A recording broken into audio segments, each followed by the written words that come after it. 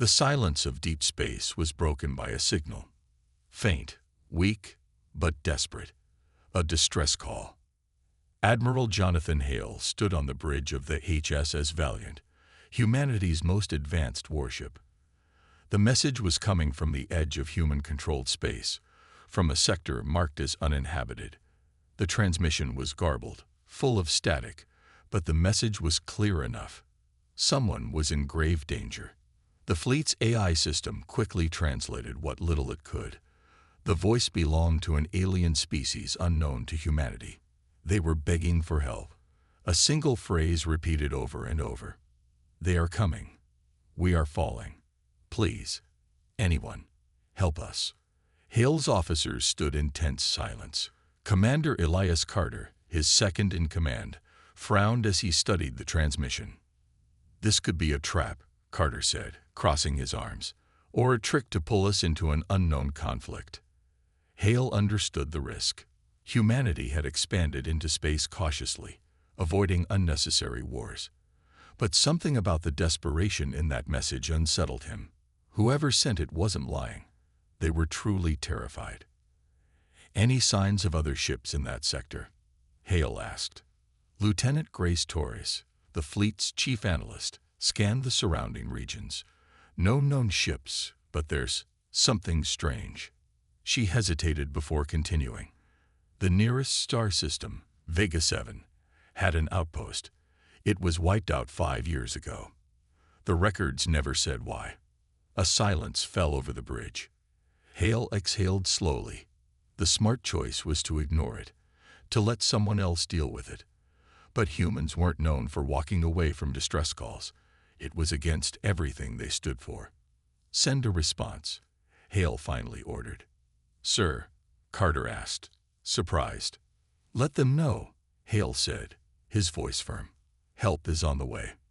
The officers exchanged glances, but none objected. Moments later, the entire war fleet was set in motion. The HSS Valiant and its escorts, nearly 100 ships strong, prepared for a faster-than-light jump. Within minutes, energy built up in their warp drives, and with a final command, the human fleet vanished into the void, heading straight for the source of the distress call. Whatever was waiting for them, humanity would face it together. The human fleet dropped out of warp, arriving at the distress signal source. The vastness of space stretched before them, but something was wrong. Admiral Jonathan Hale stood at the bridge of the HSS Valiant, eyes narrowing as the holographic display came to life. The system was supposed to be empty. Instead, the fleet found wreckage, massive ships, shattered and burning, floating like silent tombstones. "By God," Commander Elias Carter whispered. The battlefield was fresh. The fight had just happened. And whoever the enemy was, they had left no survivors. Then, a weak signal flickered on the screen. Something was still alive. "Lieutenant Torres, pinpoint that transmission," Hale ordered. Torres worked quickly. "It's coming from that damaged cruiser, but it's losing power fast." Hale didn't hesitate. "Send a rescue team. Now." A squad of human Marines launched from the fleet, their ships racing toward the crippled alien vessel. As they boarded, they found the survivors, a species never seen before. The aliens were tall, with deep blue skin and 4 luminous eyes. Their armor was torn, their bodies burned, but the moment they saw the humans, their expressions turned to shock and hope. One of them, weak but determined, stepped forward. "Humans," he gasped in a broken mechanical translation. You came." "We received your distress call," said Captain Liam Mercer, leader of the rescue team. "We're here to help." The alien trembled but managed a nod. "Too late. They are still here." At that moment, the ship's scanners screamed with warnings. Red lights flooded the bridge. "Sir," Torres shouted, "new contacts. Hostile ships incoming." Hale turned to the main display, and his blood ran cold. Emerging from the darkness were strange, biomechanical ships, their hulls shifting as if alive. They moved without traditional engines, gliding like predators.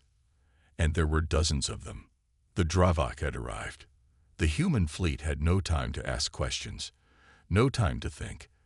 The enemy had already locked weapons. Hale's jaw tightened. He had seen enough.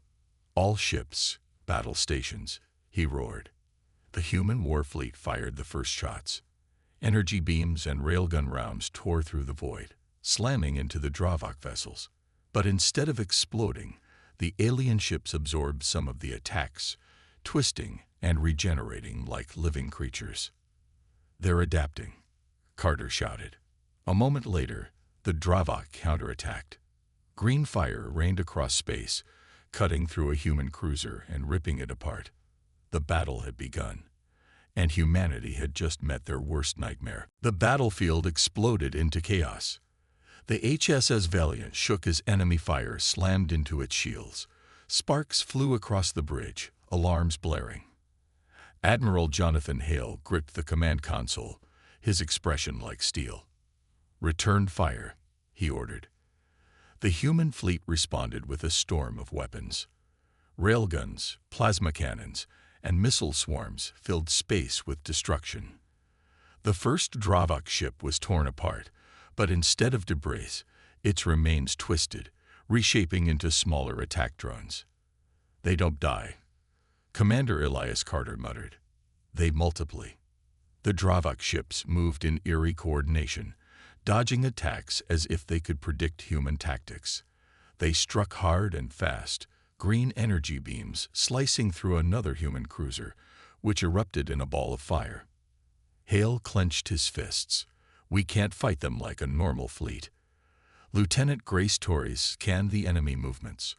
They adapt to energy weapons, but kinetic strikes slow them down. That was enough. Hale turned to his weapons officer.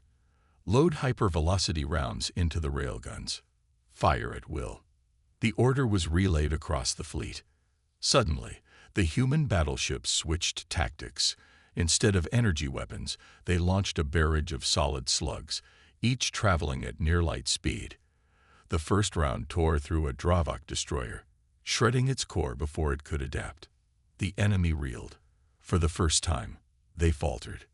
"That's it," Carter grinned. They weren't expecting brute force. The human warships pressed the attack. Railgun salvos hammered into the Dravok, breaking their formations.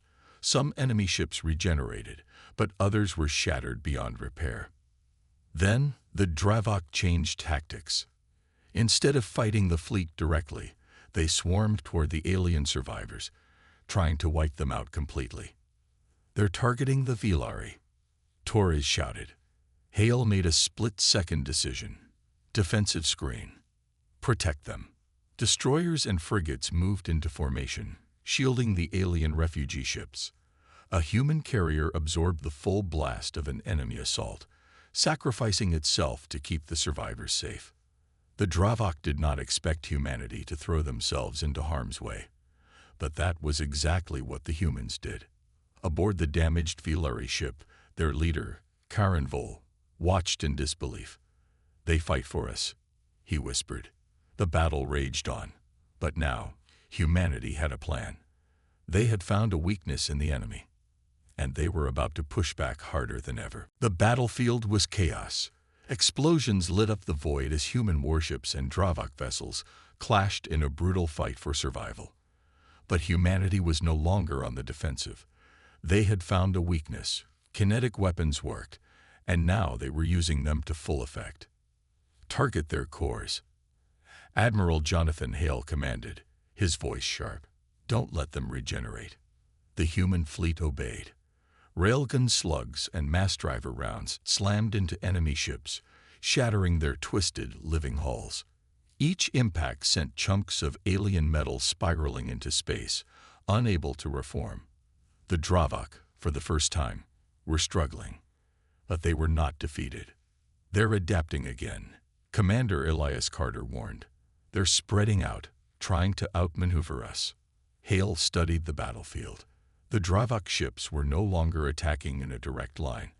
They were splitting apart, surrounding the human fleet in a deadly pincer formation. If they completed the maneuver, They would trap humanity in a kill zone. Hale's mind raced. They couldn't let that happen.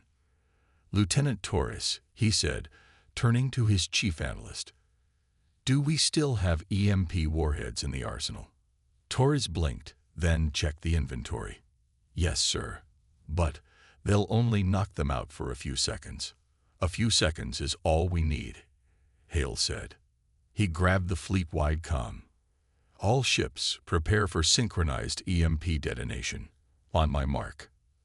Across the fleet, EMP torpedoes were primed and launched. The Dravok, not expecting the electromagnetic disruption, kept moving into position.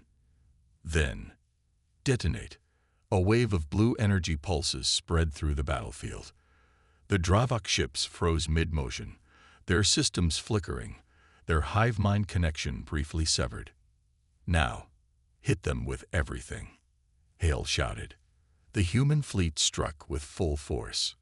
Dreadnoughts, battlecruisers, and destroyers unleashed a devastating volley of railgun rounds. Without their coordinated movement, the Dravok ships couldn't defend themselves. One by one, they fell. The largest Dravok warship, a towering behemoth with a shifting, pulsating core, began to collapse in on itself, unable to withstand the human assault. And then it detonated. A massive shockwave rocked the battlefield, forcing both sides to pull back.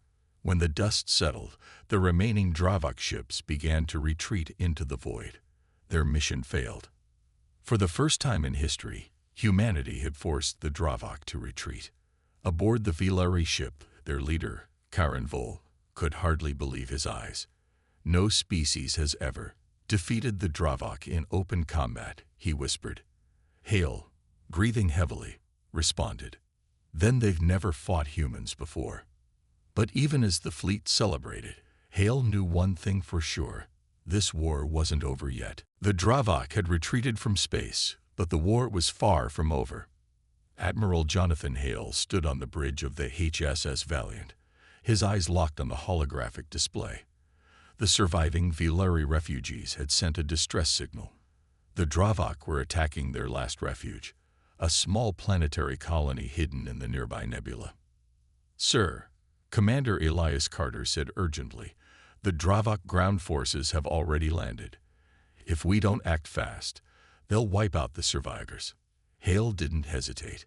Launch all dropships. Mobilize the Marines. We're going down there. Within minutes, human drop pods and troop transports roared through the planet's atmosphere. Touchdown on a dying world. The battlefield was a nightmare. The Dravok ground forces were unlike anything humanity had ever faced. Tall, insect-like creatures with metallic exoskeletons, their bodies pulsing with green energy, moved with terrifying speed. Even worse, when a Dravok soldier fell, its body liquefied and crawled back together, reforming into another soldier. Captain Leon Mercer, leading the human ground forces, gritted her teeth as she fired her plasma rifle at a charging Dravok. It took the hit, melted into sludge, and then reformed right before her eyes. These things don't stay dead, a Marine shouted. Mercer's helmet comm crackled. Use incendiary rounds. Burn them. Don't give them time to regenerate. Flamethrowers and high-heat plasma grenades were deployed. The moment the flames touched the Dravok corpses, they screeched and collapsed into ash, unable to regenerate. Slowly, the tide began to turn. But then, the Dravok unleashed something new. Reanimated corpses of fallen soldiers, both human and Villari, their bodies twisted into grotesque biomachines. The Marines hesitated. They were fighting their own dead. Hold the line. Mercer yelled. They're not our men anymore. Burn them down. An unexpected alliance. Just when it seemed like the battle was turning hopeless, the Villari refugees emerged from the ruins. And they weren't unarmed. A group of Villari warriors, their bodies clad in ancient exosuits, activated strange energy weapons that disintegrated Dravok soldiers with a single blast. Hale, watching from orbit, narrowed his eyes. They said they were a peaceful race. So why do they have weapons like that? Karen Vol, The Filari leader contacted Hale. "We did not wish to fight," Karin admitted, "but we knew, one day, we would have no choice." Side by side, humans and Filari fought together, pushing the Dravok back. As the last enemy stronghold fell, Hale realized something. This was no longer just a rescue mission. This was war. The battle on the planet had been won, but Admiral Jonathan Hale knew the war was far from over. The Dravok had only retreated because they had lost the element of surprise. They would return, and next time, they would come with even greater force. Standing on the bridge of the HSS Valiant, Hale watched the Filari refugees as they gathered on the surface below. Among them, their leader, Karin Vole, was deep in thought. "They fought like warriors," Commander Elias Carter muttered. "They had those weapons. So why didn't they use them before?" Hale was thinking the same thing. He contacted Karin directly. "You knew the Dravok were coming, didn't you?" Hale asked. Karin hesitated before speaking. "We have been running from them for centuries, Admiral. We had weapons, but not enough to win. So we hid." "Not anymore," Hale said. "We need to stop them before they wipe out another world." Karin took a deep breath. There might be a way. A forgotten secret. Karin led Hale and a team of elite human marines deep into the ruins of an ancient Filari structure. It was old, older than their recorded history, built by their ancestors long before they abandoned war. Inside, they found something shocking, a massive underground vault. The walls were covered in strange alien symbols, glowing faintly in the dim light. In the center stood a massive device, pulsing with blue energy. It was ancient, powerful, and forgotten by time. "What is this?" Carter asked, stepping closer. Karin's voice was low. "A weapon, one that could destroy the Dravok." Hale's eyes narrowed. "Then why didn't you use it?" Karin looked away. "Because it requires a terrible cost. The ultimate sacrifice." Torres scanned the device. Her face turned pale. "Sir, this thing isn't just a weapon. It's a gravitational singularity generator." Carter frowned. "In simple words, it creates black holes, Commander." Torres swallowed hard. It could wipe out an entire Dravok fleet in seconds. Hale understood the power of such a weapon. But if it was so effective, why hadn't the Filari used it before? Karin gave him the answer. "Because it must be activated from the inside." A heavy silence fell over the group. "Someone has to go inside," Karin continued, "and they won't be coming back." The decision. The team exchanged uneasy glances. This weapon could end the war, but it required a sacrifice. Before Hale could speak, Commander Carter stepped forward. "I'll do it." Hale looked at his old friend. "Carter." "We don't have time to argue," Carter said firmly. "You need a volunteer." "I'm it." Hale clenched his jaw. The Dravok were coming back. And now, humanity had one chance to stop them. Would they take it? The underground chamber was silent. The ancient weapon pulsed with energy, waiting to be activated. Commander Elias Carter stood before it, his face set in determination. He had already made his choice. Admiral Jonathan Hale clenched his fists. "Carter, we'll find another way." But Carter shook his head. "There is no other way, sir. The Dravok will return. And this time, they won't retreat. This weapon can stop them." Karin Vole, the Filari leader, stepped forward. "Your bravery is unexpected. No one among my people was ever willing to make the sacrifice." Carter smirked. "Yeah, well, humans are stubborn. The Dravok are coming." Suddenly, alarms blared through the chamber.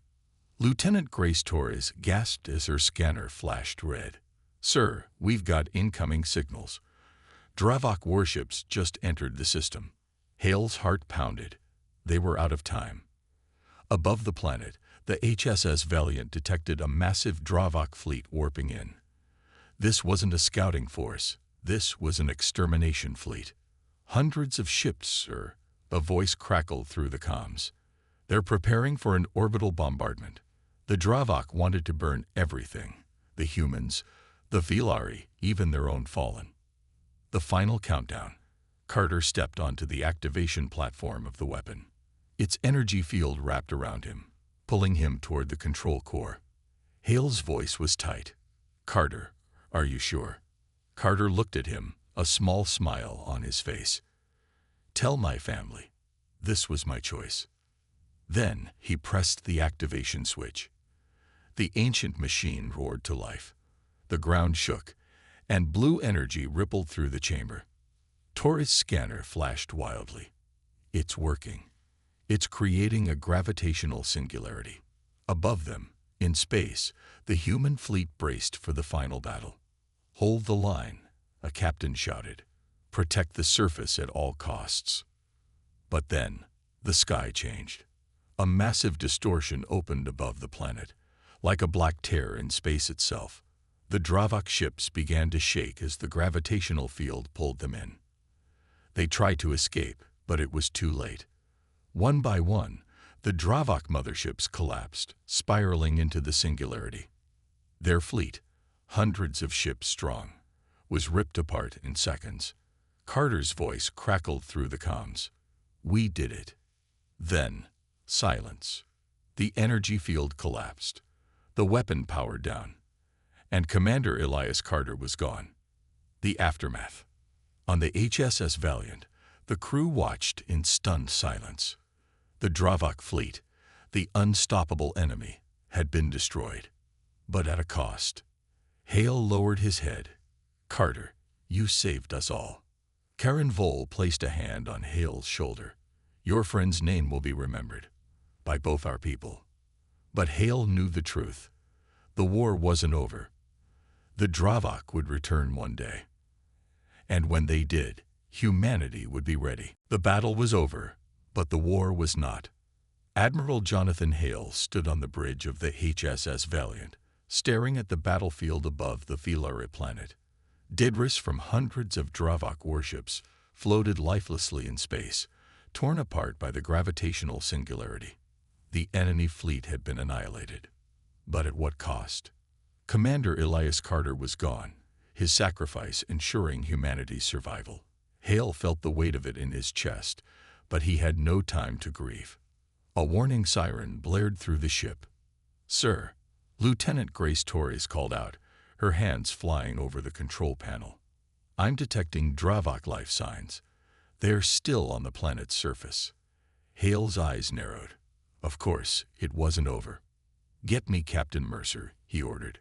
The screen flickered to life, showing Captain Liam Mercer, leader of the human ground forces. She was covered in dirt and blood, her armor scorched from battle. "We've still got a fight down here, Admiral," Mercer said. The Dravok ground forces weren't connected to the fleet's hive mind.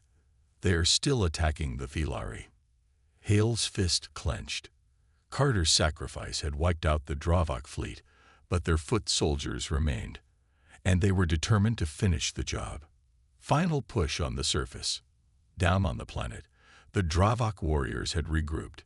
Without their ships, they had become even more aggressive, moving in a mindless, relentless assault. Filari warriors fought beside the human marines, their ancient energy weapons disintegrating the enemy. But for every Dravok they destroyed, more came. "This isn't working," a marine shouted as he gunned down a charging enemy. Mercer gritted her teeth. They needed to end this now. She activated her comms. "Valiant, we need heavy support. Drop the Titan walkers." Humanity's might unleashed. Minutes later, massive drop pods thundered from the sky. The ground shook as 3 Titan walkers, towering humanoid mechs equipped with railgun cannons and flame projectors, landed on the battlefield. The Dravok paused for the first time. Then the mechs opened fire. Railgun blasts tore through the Dravok ranks, while napalm waves incinerated their regenerating bodies. The once invincible enemy was reduced to molten ash. The battle that had lasted for generations was over in minutes. A new alliance. As the smoke cleared, Karen Vole approached Captain Mercer, his 4 luminous eyes filled with gratitude. "You saved us," he said quietly. Mercer smirked. That's what humans do. Later, aboard the HSS Valiant, Karen stood before Hale. The Villari owe you a debt we can never repay, he said. But if you will have us, we will stand beside humanity in the wars to come. Hale nodded. We'll need each other. Because he knew the truth. The Dravok were not gone. They would return. And next time, humanity would be waiting. The war was over, at least for now. Admiral Jonathan Hale stood on the bridge of the HSS Valiant, looking out at the wreckage of the Dravok fleet. Their ships, once terrifying and unstoppable, now floated lifeless in space. The gravitational weapon that Commander Elias Carter had activated had annihilated them. Hale's mind wandered to his fallen comrade. Carter's sacrifice had saved them all. But victory didn't come without its scars. The human fleet had lost ships too. The Dravok's counterattacks had been brutal, and though the human forces had pushed back, the toll had been heavy. Hale's eyes fell on the empty seat next to him, where Carter had always sat, a man who had given everything for the greater good. Hale clenched his jaw, a lump in his throat. He would be missed. But now, there was work to be done. Rebuilding and allies. Admiral, Lieutenant Grace Torres said, her voice breaking the silence, the Villari are ready to meet with us. They've sent a delegation. Hale nodded. Karen Vall and his people had fought alongside humanity, showing that their old ways of peace had changed in the face of the Dravok's threat. I'll meet them in the conference room, Hale said, his voice steady. Prepare for the meeting. Minutes later, the Villari delegation entered the room. Karen Vall, their leader, stood tall. He met Hale's eyes with gratitude, but there was an unspoken weight in his expression. Admiral Hale, Karen began, you have done what no other has done. You saved our people. We are forever in your debt. Hale stood, offering a respectful nod. The victory was not ours alone. Your people fought bravely, and your sacrifice was no less than ours. Karen glanced to his people. We have a proposal, Admiral. The Dravok may be gone for now, but we both know they will return. And next time, they may not be so easily defeated. We wish to unite our forces, to build a coalition, to prepare. Hale considered the offer. It was a bold move, one that required trust and cooperation on both sides. But unity was the only way to survive the coming storm. You have our support, Hale said, his voice unwavering. Humanity and the Villari together will face the Dravok and any other threat that comes. Karen bowed his head. A new alliance. Together, we will defend the galaxy. A new beginning. As the meeting concluded, Hale walked out of the conference room, his thoughts heavy with the future. The Dravok may have been defeated, but the galaxy was still full of unknowns. Allies would be needed. Strength would be tested. But for now, the human fleet stood victorious. The Villari were safe, and they had each other to rely on. The future seemed uncertain, but one thing was clear. Humanity would never back down from a fight. They had proven that, once again, and when the next battle came, they would be ready. The war had ended, but a new chapter was about to begin. Admiral Jonathan Hale stood before the vast window of the HSS Valiant, staring out at the stars. The battle had been won, but the cost of victory had left its mark. Commander Elias Carter was gone. The fleet had lost ships, and many lives had been sacrificed. Yet, despite it all, they had prevailed. Hale couldn't shake the weight of what had happened. Carter's sacrifice was something he would never forget. But now, it was time to move forward. The Villari, the once peaceful species who had fought alongside humanity, now stood as allies, united against the threat of the Dravok and any other dangers that might come. A soft chime echoed through the room, pulling Hale from his thoughts. It was Lieutenant Grace Torres. Admiral, we've just received the final report from the fleet, she said, her voice calm but serious. We've completed the analysis of the battlefield, and the Dravok threat is neutralized. For now, at least. Good, Hale replied, but his expression remained somber. "We have to be ready for the next one." Torres nodded, understanding. "I agree, sir. We can't afford to let our guard down." At that moment, Karen Vol, the Vilari leader, entered the room. He stood tall, his 4 glowing eyes filled with gratitude and determination. "Admiral," Karen said respectfully, "the Vilari owe you a debt we can never repay, but we are willing to stand by you.